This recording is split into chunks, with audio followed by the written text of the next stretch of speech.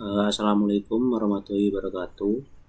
Perkenalkan, nama saya Muhammad Rian Alfiansyah dengan NIM akhir 3005.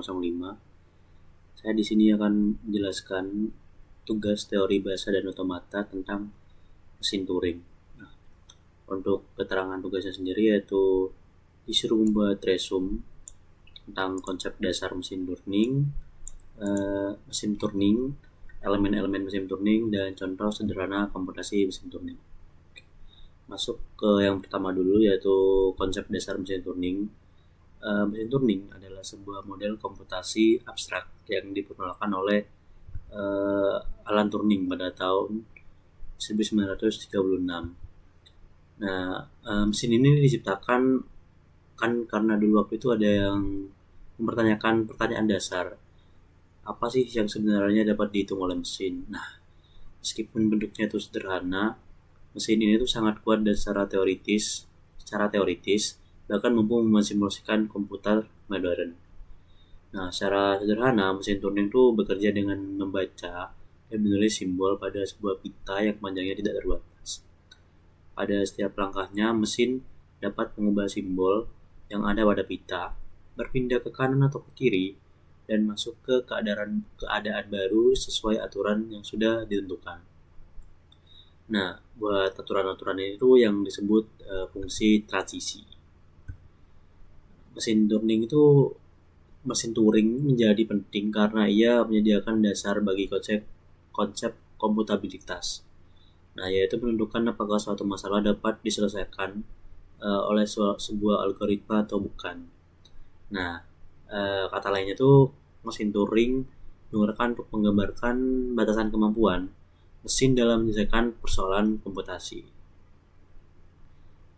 Yang kedua, elemen-elemen mesin Turing.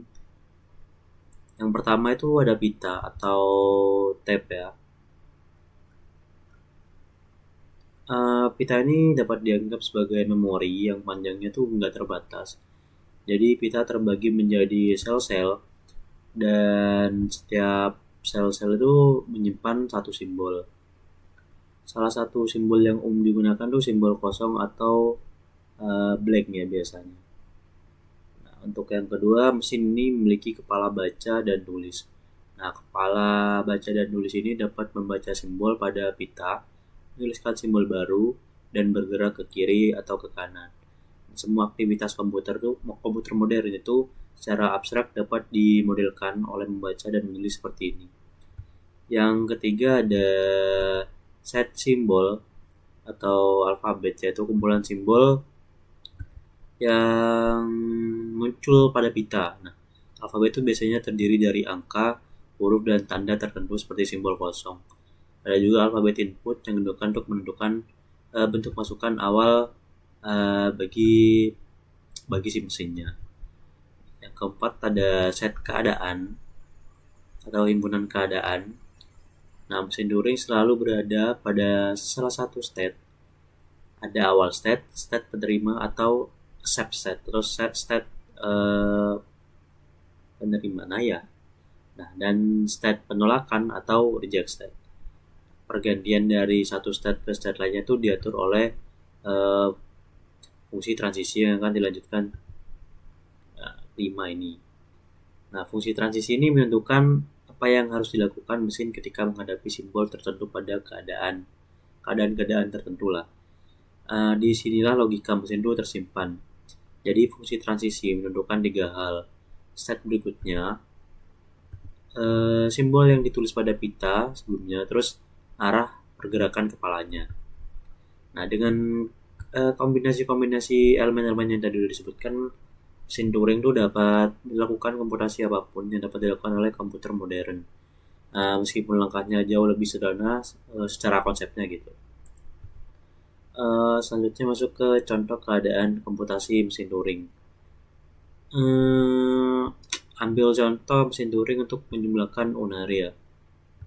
Yang pertama, kita tuh akan menghitung satu persatu dalam unary representation. Nah, untuk aturan unary-nya bilangan dipresentasikan dengan jumlah simbol 1. Contoh, ini ada 2, jadi satunya ada 2, dan 3, itu satunya ada 3. Nah, tujuannya dari kita sederhanakan komposisi Turing, nah itu jika inputnya satu, pagar satu ini pagar buat pemisah, maka outputnya satu dua kali.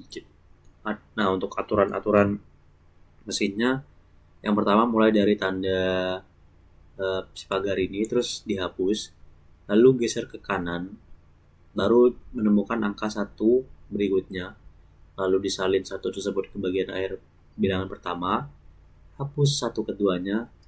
Nah lalu si mesin tuh bakal berhenti.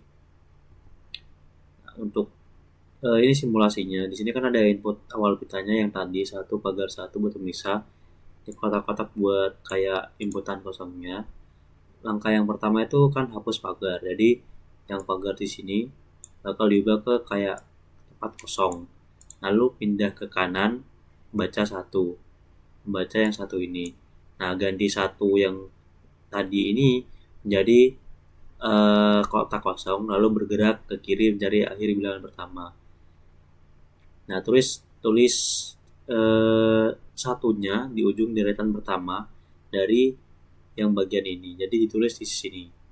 Nah kalau juga sudah selesai, mesin itu akan berhenti ya, dan mengeluarkan output satu satu gini. Nah untuk kesimpulannya itu dapat disimpulkan ya, mesin Turing itu kayak model perhitungan paling dasar yang mendasari semua konsep komputasi modern. Nah, dengan elemen-elemen seperti bita, kepala baca tulis, simbol, state tadi itu, dan fungsi transisi ya, mesin itu mampu melakukan berbagai operasi komputasi secara sistematis. Buat contoh sederhana, penjumlahan unari yang juga menunjukkan bagaimana mesin ini bekerja langkah demi langkah untuk mencapai hasil yang udah kita coba barusan. Jadi di step by step dari awal sampai terakhir hingga menentukan outputnya atau menemukan outputnya.